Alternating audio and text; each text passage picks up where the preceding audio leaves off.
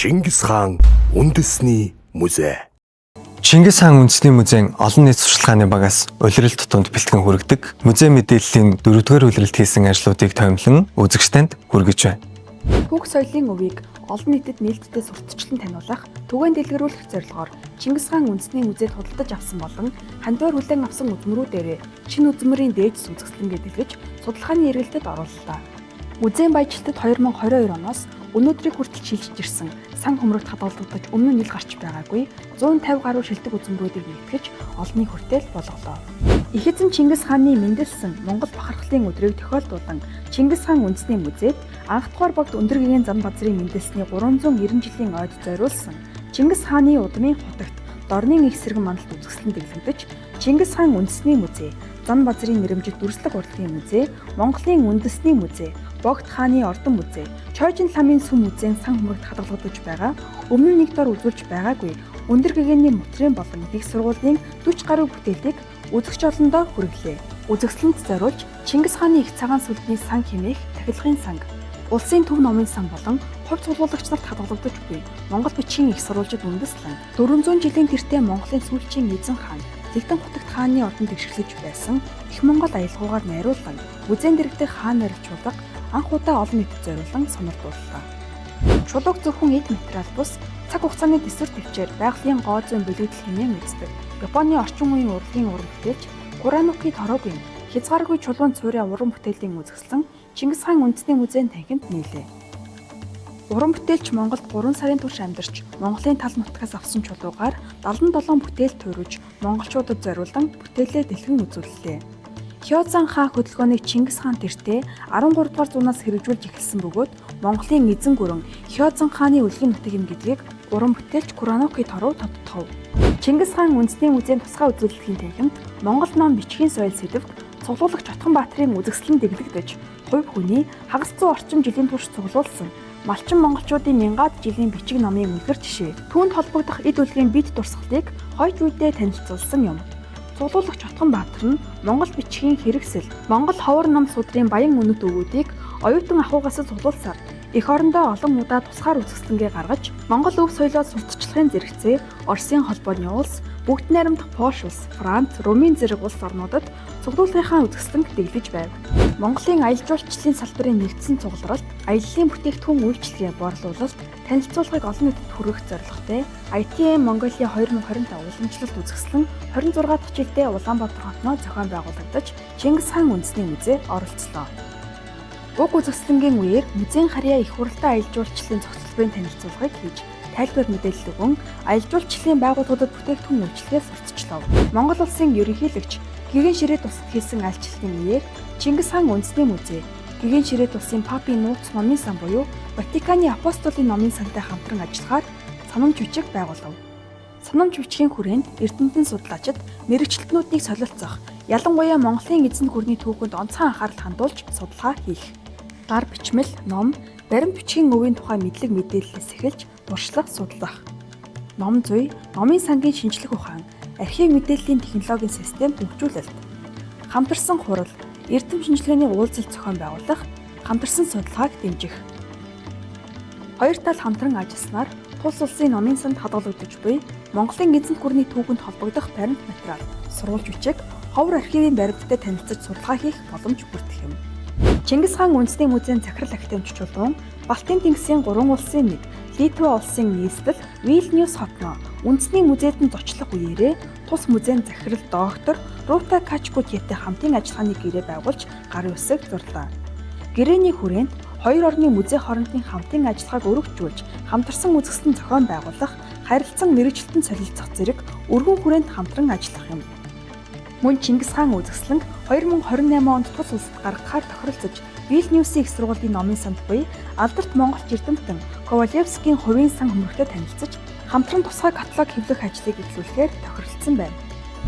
Чингис хаан үндэсний музейн захирал академич чулуун Бүгд найрамдах Солонгос улсын Донghua Art компани төлөөлөн удирдах зөвлөлийн дарга Жон Жунгчин нар харилцан ойлголцлын санамж бичгийг байгууллаа. Санамж бичгийн хүрээнд соёлын үеийг эрсдэл гэмтэлхэн олон улсын үзэсгэлэнд оролцуулахад сав баглаа боодол хийх тээвэрлэхээс гадна музейн албан хаагчид олон улсад үзмэр боож савлах хэрэгтэй болсон юм. Манай улсад албан ёсны альчлал хийсэн Шинэ Зеланд улсын парламентын төлөөлөгчдийн танхимын дарга ноён Жерард Браунли тэргүүтэй төлөөлөгчид Чингис хаан үндэсний музейд зочилж төлөөлөгчдийг соёл спорт аялал жуулчлал залуучуудын сайд ундрам, Чингис хаан үндэсний музей захирал актемичуулан болон бусад албаны хүмүүс угтан авсан юм. Төлөөлөгчид Чингис хаан үндэсний музейгээр зочлохдоо Чингис хааны алтан хөргөнд хүндэтгэл үзүүлэн музейн хүндэтгэлийн дэвтэрт цэцгэлээ бичиж гарын үсэг зурснаар хоёр улсын харилцаанд түүх болон үлдлээ. Мөн Монгол улсад альчилсан Австралийн холбооны улсын амбан захирагч Саманта Мостин нөхөр Симеон Бикеттийн хамт Чингис хаан үндэсний музейн танхимуудаар зочилж музейн хүндэтгэлийн өргөнд Чингис хааны алтан хөргөнд хүндэтгэл үзүүллээ. Хүндэт зочдыг соёл спорт аялал жуулчлал залуучуудын сайд ундрам, Чингис хаан үндэсний музейн захирал актемичуулунаар хүндэтгэлтэйгээр угтан авч тайлбар хийсэн юм. Оросын холбооны улсын эх орны түүхийн нийгэмлэгээс эрхлэн Rosconger's Time to Act олон улсын эрдэм хөгжлийн хурлыг зохион байгууллаа. Тус форумд Чингис хаан үндэсний музейн захирал актемичуулан Оросын холбооны улсын шинжлэх ухааны академийн байгаль техник шинжлэх ухааны түүхийн хүрээлэнгийн судлаач, шинжлэх ухааны доктор Юсупова нар хамтран эх орны дайны үеийн Зөвлөлт Монголын шинжлэх ухааны хамтын ажиллагааны талаар илтгэл хэлэлцүүллээ. Польшийн Варшавын их сургуулийн Аз Африкийн факультетээс 2 жил тутамд зохион байгуулагддаг олон улсын Монгол судлалын Монгол улс ба монголчууд өнгөрсөн ба өнөө үед 5 дахь их хурал 10 гаруй улсын 70 орчим монгол судлаачид оролцов. Тус Монгол судлалын хурлын үндсэн илтгэлийг Чингис хаан үндэсний музейн захирал актемичуулан эрдэм шинжилгээний тэргүүлэх ажилтан Уран Баяр нар хэлэлцүүлв. Оросын холбооны улсын бүгд найрамдах Туваа улсын хүмүүнлэгийн болон хэрэглээний нийгэм эдийн засгийн судалгааны хүрээлэнгийн 80 жилийн ой хүрээнд зохион байгуулагдсан олон улсын хуралд Чингис хаан үндэсний музейн захирал актемичуулан Чингис хаан үндэсний музей нүүдлийн соёл иргэншлийн төв болгон сэдвээр илтгэл тавьж хэлэлцүүллээ. Чингис хаан үндэсний музейгээс Чингис хаан судлалын олон улсын холбоотой хамтран зохион байгуулдаг олон нийтэд зориулсан эрдэмтдийн цуврал лекцийг Лондонын их сургуулийн профессор Сюзан Бабай монголчуудтай холбогдох нь нэгэн цүнхний тухайд сэдвээр олон нийтэд зориулан танилцууллаа. Иракийн Мосул хотоос олдсон цүнх нь хуулиар хийж алт мөнгөн шигтгэж суулгаж түмэн настгийг исламын уламжлалт гоёлтой хослуулан чимгэлсэн бөгөөд уг цүнхэнд Монголын хаад хатад язгууртныг дүрсэлсэн Ил хаанд улсын Монгол хатны гар цүнх хэмээн судлаач лекцийн үеэрээ тайлбарлалаа.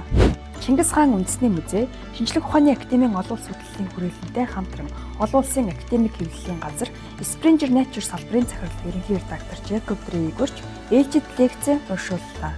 Тус хэвлэлийн газрын ерөнхий редактор лекц унших үеэр музейн захиралчулан Монгол судлаачдын бүтээлийг дэлхийд түгээх ном хэвлүүлэхээр тохиролцож чадсан юм. Олон улсын нөлөө бүхий академик хэвлэлийн газартай ажиллах болсон нь Монгол эрдэмтдийн хувьд олон улсад бүтээлээ гаргах гарцыг нээх юм. Мөн Чингис хаан үндэсний музей дэлхийн дорн дахин судлалын чиглэлээр алдартай хэвлэлийн газрууд болох холбооны бүгд найрамдах Герман улсын Отто Харсовиц, Голландын Брил зэрэг газруудтай музейн бүтээлүүдийг хэвлүүлэхээр ажиллаж байна. Жил бүрийн 9-р сарын 2-7 хоногийн ням гарагт соёл урлагийн ажилтны өдрийг тэмдэглэн өнгөрүүлдэг билээ. Соёл урлагийн салбарын хэмжээнд спорт өдөрлөг 2025 арга хэмжээг зохион байгуулж, нийт 40 гаруй байгууллагын 800 гаруй баг тамирчид оролцсон спортын 5 төрлөөр өрсөлдөж, Чингис хаан үндэсний музейн хамт олон авхаалж хурд самбаагаараа шилдэг байгууллагаар шалгарч, шилжин явах цам өргөмжлөлийг хүртлээ. Энэхүү тэмдэглэлт өдөр нь дэлхийд даяар тархан суугаа соёл урлагийн салбарт хүчин зүтгэж буй хүн бүрийн эзэмшсэн мэргэжил, эрхэлж буй ажлаа үлгэрлэн таниулах, түүчээлэн өвлүүлэх бахархалт өдөр юм.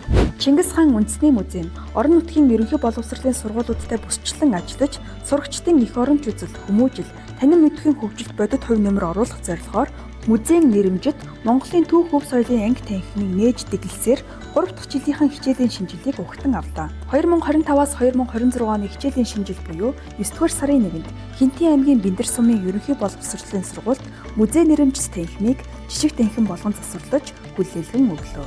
Монгол улсын төрийн 3 удаагийн шагналт, академич, нэрт эрдэмтэн Цэндийн Дамдын сүрэнгийн гэр бүлээс өндөр гэгээн зам базрын анхны хийцлэлд хамаарх үз лам норжмоо бурхныг түүний охин Монгол эрдэмтэн доктор Ана Цэндинэ Дамдинова Чингис хаан үндэсний музейд хандивллаа. Их эрдэмтний хадгалж байсан Монголын түүх соёлын хуур нандин бүтээлийг ийхүү Чингис хаан үндэсний музейд үнэт үзмэр болгон хадгалуулж байгаа нь музейн түүхэнд тэмдэглэх чухал үйл явдал боллоо.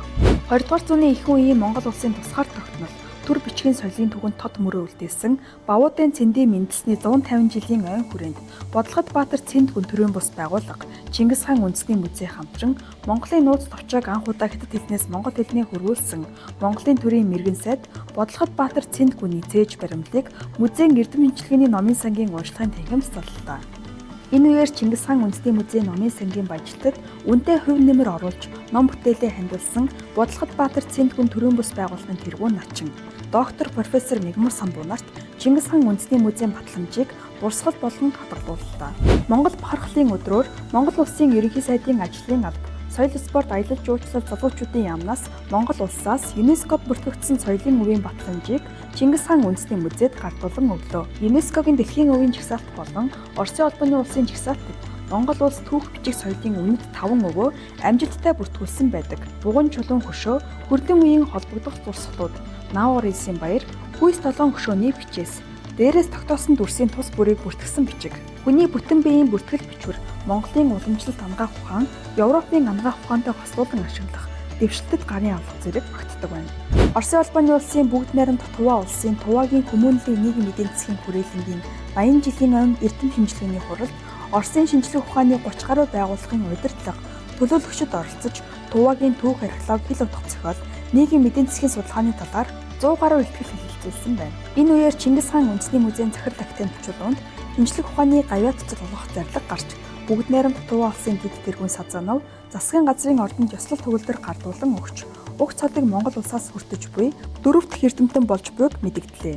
Чингис хаан үндэсний музейгээс Монгол улсын ерөнхийлөгчийн 2021 оны тэр бүм мод үндэсний хөдөлгөөн өрнүүлэх тухай 58 дугаар зарлаг, 2010 оны бүх нийтээр мод тарих үндэсний өдөр зарлах тухай 63 дугаар зарлагыг хэрэгжүүлэх ажлын хүрээнд 2021 оноос хойш жил бүр Баянгол цэцэрлэг түрээлэнд мод тарьсаар ирсэн. Энэ жилийн хувьд Өвөрхангай аймгийн хар хорин суманд шинээр байгуулагдах шинэ хар хорон хотын ойн зурваст гүйцэтгэгч компаниудтай хамтран мянган жишрэг модны суулгацыг тарьж гүйцэтгэлээ.